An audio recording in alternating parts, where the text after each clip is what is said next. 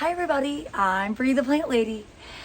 Now, as many of you know, I have been traveling for the last 16 days with International Plant Production Society, and it finally ended. You can tell by my voice that I am exhausted. And in classic weather fashion, we are having our first hard frost tonight, several weeks earlier than we have been in recent years. So I'm just making this quick video to remind everybody to, well, bring in any of your tender plants that you're really emotionally attached to. For me, I have been overwintering many of these succulents for more than a decade, and I'm not ready or willing to let a 30-degree night ruin my collection. So I have just cleared out my heated shed, and I'm prepping it to be able to bring in all of these plants that would definitely turn to mush if they stayed outside tonight. Let me show you my heated shed setup. It's really simple. I've been using it for years and it works really effectively. So there's nothing fancy about this shed at all. It's just a really small space that's attached to our house. And a few years ago, when we had to get a new HVAC system, my husband very wisely decided to just add a heat vent or a vent here. So in the summertime, this room actually gets a little bit of air conditioning, which really helps with the refrigerator freezer operation. And in the winter, it stays room temperature, so it doesn't freeze. And I don't grow anything in here that needs to be watered.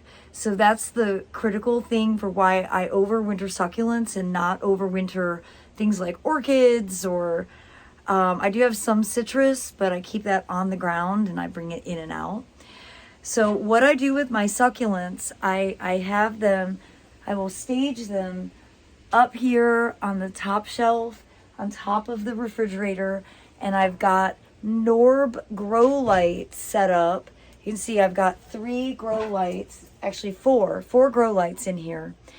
And that way they will get ample light and I don't water them at all. So they come in now in November and I won't pull them out until the threat of frost is past.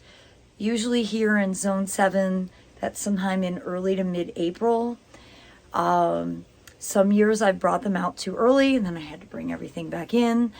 So, you know, it's always a chore. I'm not going to lie. It feels so bringing in the plants always feels like a chore. I'm not going to deny that. I don't blame people who don't do this because today I would really like to be sitting on the couch. I am legitimately exhausted. But as I said, I'm emotionally attached to these plants, so these are the sorts of things that we do to kind of fight Mother Nature. So I'm going to go ahead and get all of this loaded, and then I will show you what else I'm doing, what else I'm going to bring in. Other things I bring in and leave on ground level, and then, you know, we're only going to have 2 nights of freezing, and then the forecast is really mild again. I'll be able to bring back out things like citrus and other pots that would be better off getting actual sunlight and also getting regular watering. This shed does not have a drain, so I don't ever use a hose in here. And what I've found with the succulents is once they're inside, even with the grow lights, they're best to not be watered at all. And so when I would bring them inside my house, put them around as houseplants, I would always get tempted to water them when they would start to look dehydrated, and then they would die. And so I've learned this lesson over the years that keep them out of my reach so that I'm not tempted to mess with them in the middle of winter. And that's why I've been so successful at overwintering such a large collection of succulents. It really less is more when it comes to keeping these plants happy. Well, as you can see, we're making progress.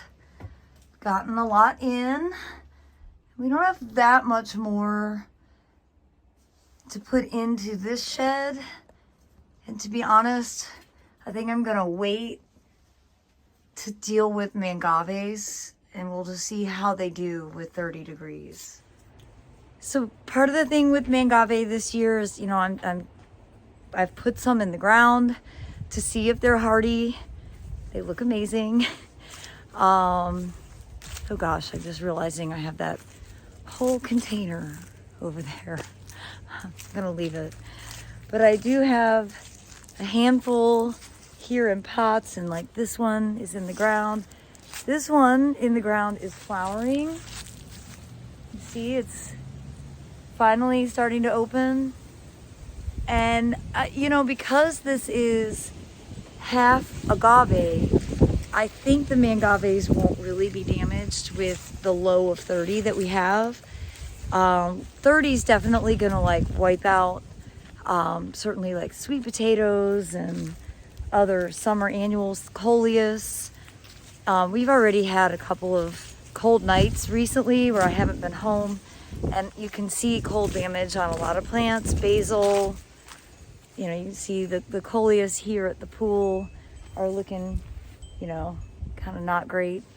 And tomorrow they will probably be complete mush. I really just want to protect those succulents because they look so good year after year, and they're relatively simple in the sense that they don't need to be watered in the winter. When we have the greenhouse built in January, that might totally change my strategy for overwintering plants next winter. But until then, I'm going to try and keep it as simple as possible by utilizing that heated shed. And then eventually, probably in the next couple of weeks, we will get the mangave, the rest of the mangaves that are in pots, and provided that the mangave in the wall don't get damaged, we'll put all of those under the house in the crawl space, where we also have Norb grow lights set up on timers so that they can live there. Again, no water at all. As you can see, I've got a ton of mangaves. They've been growing in the wall all summer, and I'd love to be able to just pop these back in next spring and they could double or triple in size. But I'm not going to deal with them today. I don't think 30 degrees is going to do that much damage, but I guess you'll have to tune in tomorrow to see my update. And though I said I wasn't going to get the next door under the house loaded with plants, I've started doing it because I can't help myself. So these are actually the succulents that came from the window boxes, and I want to use the window boxes to stuff with like greenery and stuff for the holidays.